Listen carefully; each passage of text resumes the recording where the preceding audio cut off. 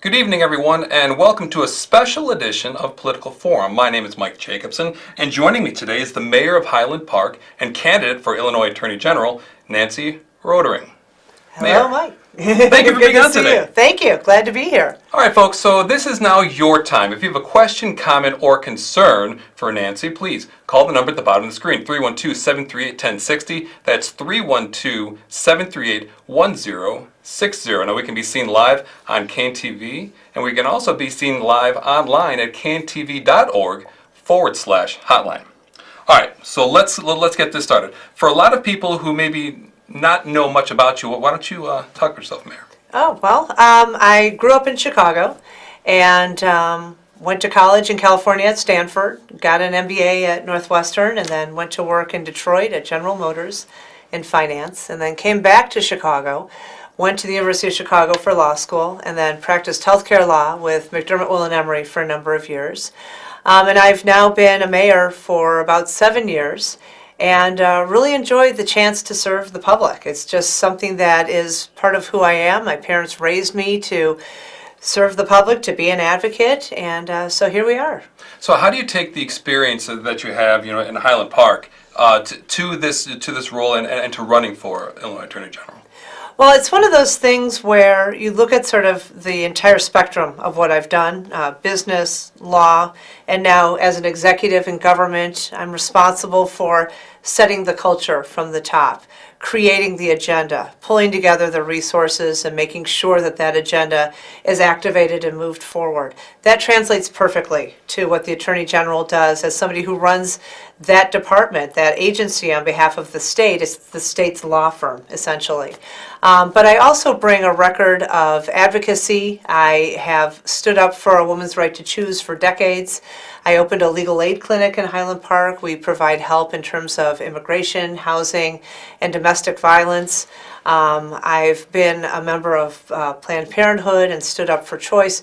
So there are a number of areas that I've been involved with that show what I've achieved as an advocate. And so the Attorney General is the advocate for the people.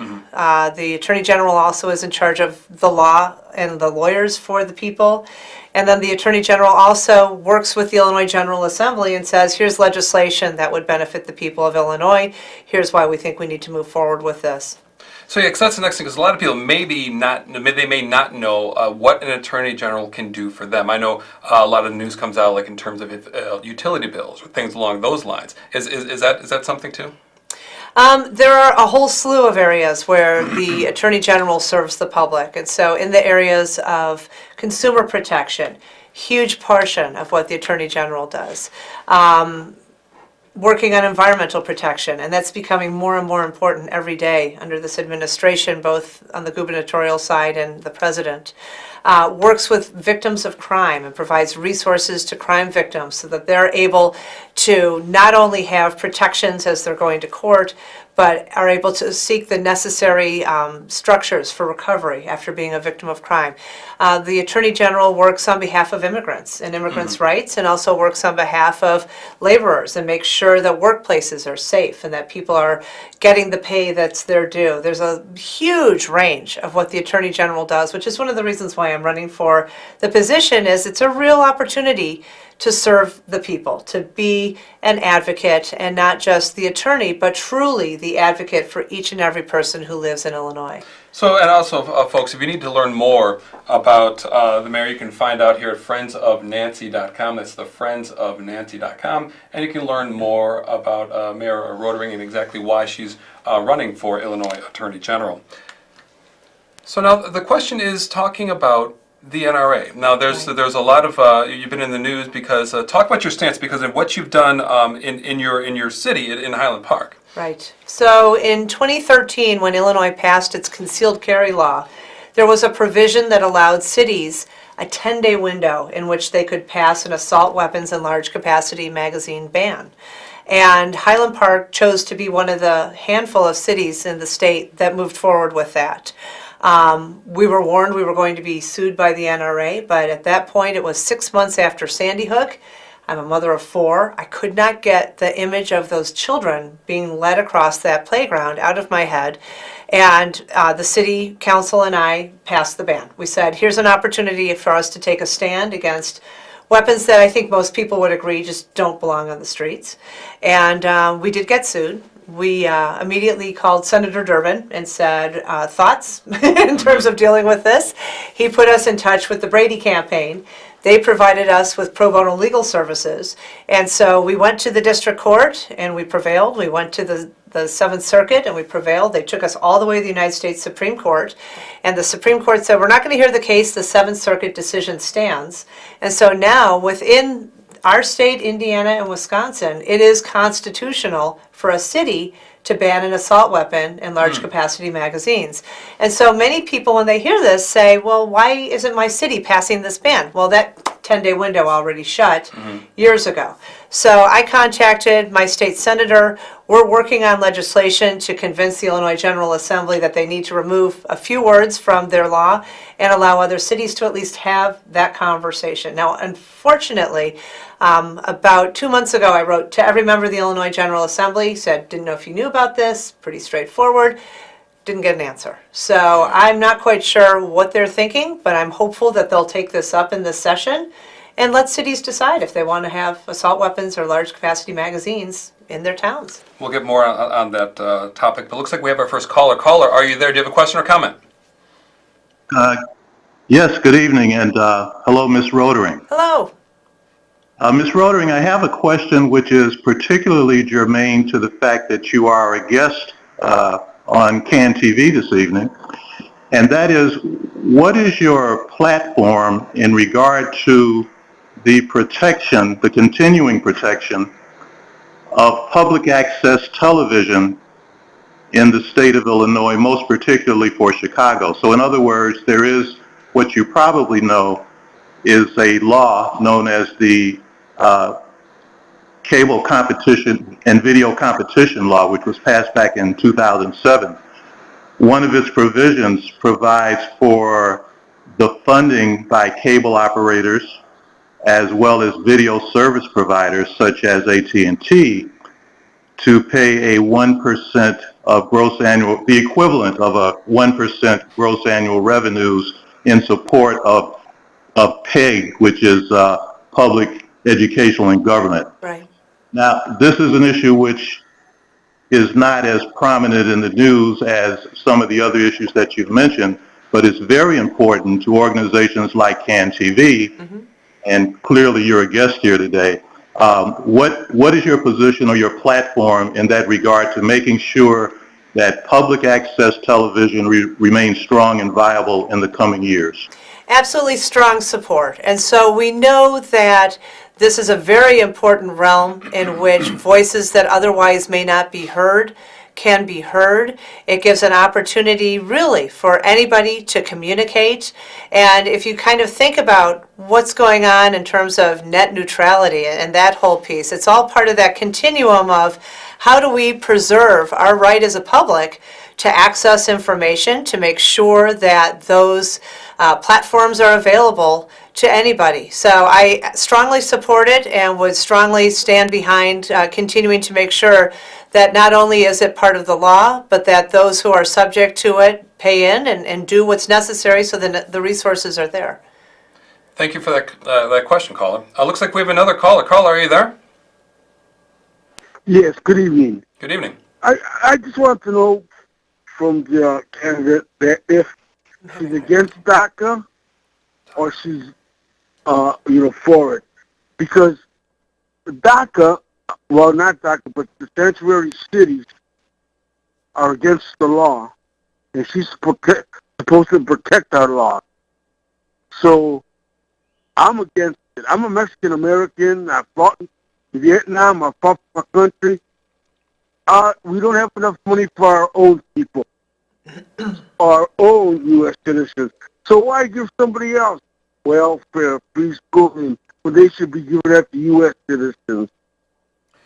Thank you. There's a little bit of garble. I think did you understand So he's asking about like what's your position on DACA, like in Right. funds going towards that he feels should be going towards maybe the older population or someone else. Sure. So I think it's important to understand that folks who are under DACA, the Dreamers, were brought here as small children, not of their own volition, and have been educated here by our schools and are part of our community and have jobs and pay taxes and are full participants in the community. And I think it's important that we move forward with appropriate immigration reform to allow them to continue with their lives. I think it's patently unfair to send people to a country that, frankly, they have no connections to, they have no relationship with, they may not even speak the language, and we just need to take care of this once and for all and move forward. Make sure that immigrants continue to be welcome. That is who we are as a country. It's who we've been for hundreds of years. And it's interesting, if you look back in history, throughout time, there have been different groups that have been viewed as the outsider, viewed as unwelcome, and it's changed over time. I think it's important that we recognize the very real contributions that people bring to us from different countries, culturally, language-wise, education, and so forth. It's who we are as a country. Now, in terms of police protecting people, I feel very strongly that we need to make sure that the police are able to do their job and provide public safety for their community.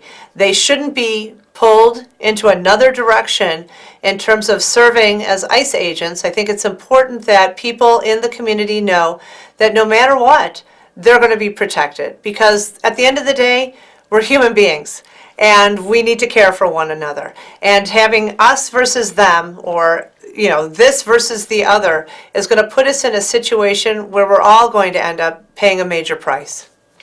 Thank you for that question, caller. Yes, this is most definitely an interesting time in our country and in the state. With the President Trump's administration, what are your ideas, or what do you think about what's Illinois' role?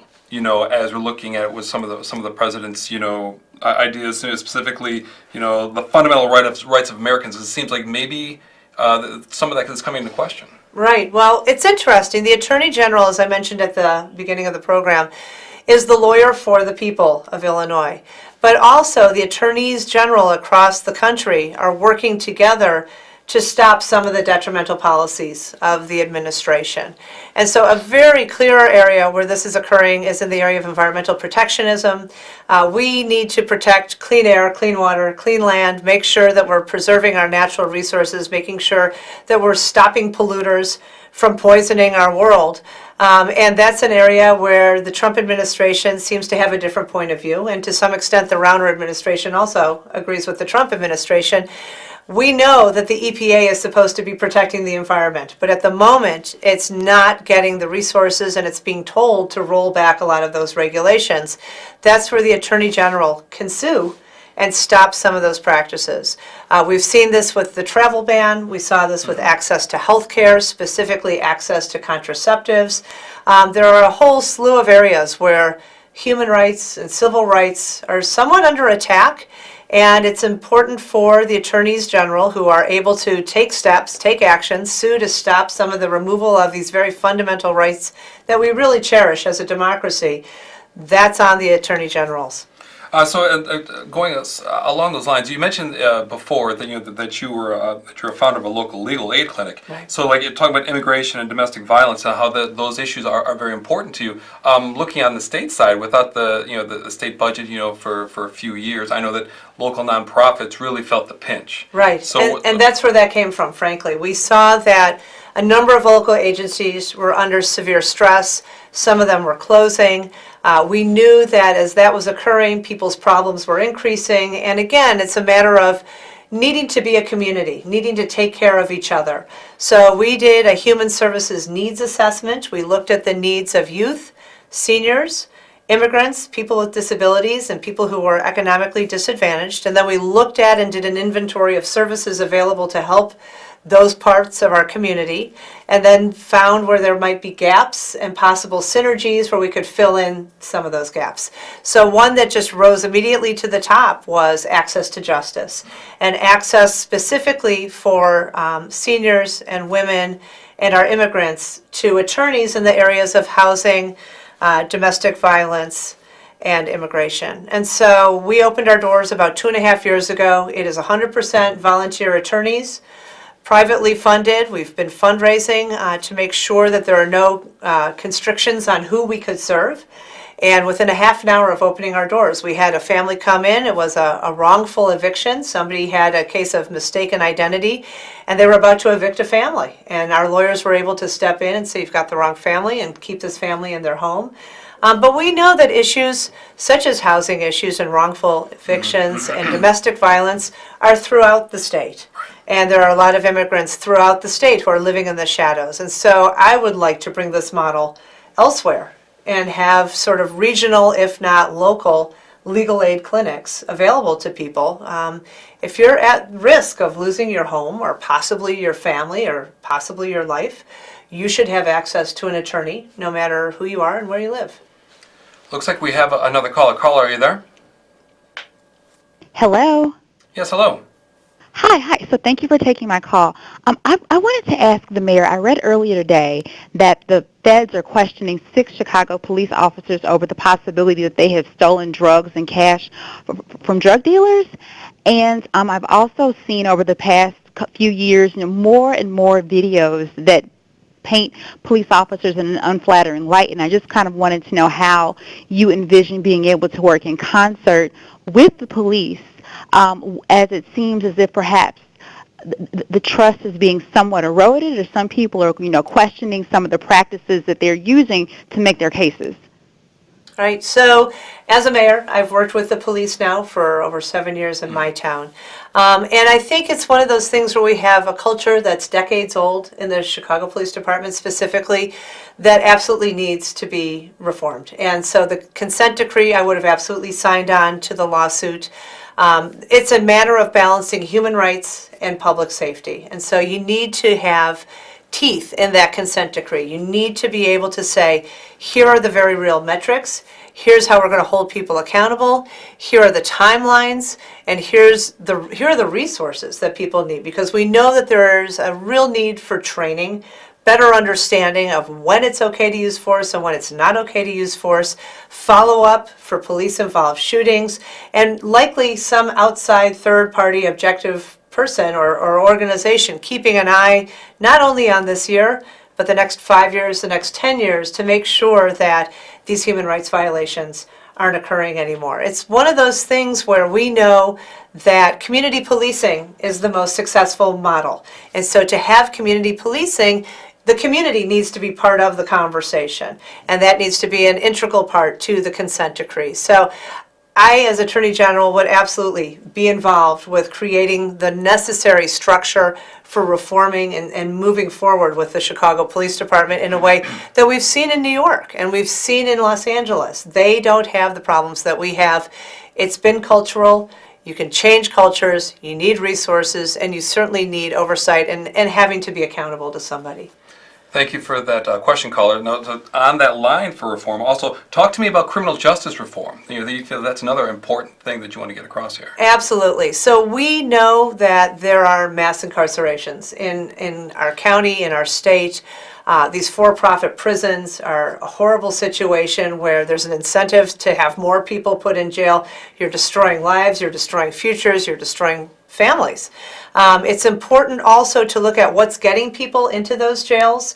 We know that 88% of arrests for nonviolent drug offenders between 2001 and 2010 nationwide were for small amounts of marijuana, small personal use amounts. So let's talk about the potential for legalizing marijuana and significantly reducing the number of people who are being put in jail. We need to also address the bail situation, where if somebody comes in for a minor offense and can't come up with the $25 or $100, they're now trapped in jail for weeks, months, years. There's a real need for turning around this criminal justice system. people who are repeat offenders, people who are violent offenders, people who are repeat gun offenders need to be punished. There's no question. They need to be off the street. But there are so many people in there who are simply there because of poverty or because of the color of their skin. We need to really look at and change how we're dealing with people who have mental illness and drug addictions. They don't need to be in jail. That's absolutely the wrong place for them to be. They need to get those supports to deal with their mental health or addiction issues. And then we need to have really comprehensive reentry programs so that people can get housing when they come out. They can get a job when they get out. They can get on with their lives when they get out. So along those lines, you're talking about addiction, the opioid crisis that's going on Right. statewide. Like, this is a lot of things that's on a lot of people's minds, and a lot of people are, I think, playing catch up. What do you want people to know about when you're talking about the opioid crisis? Well, it's interesting.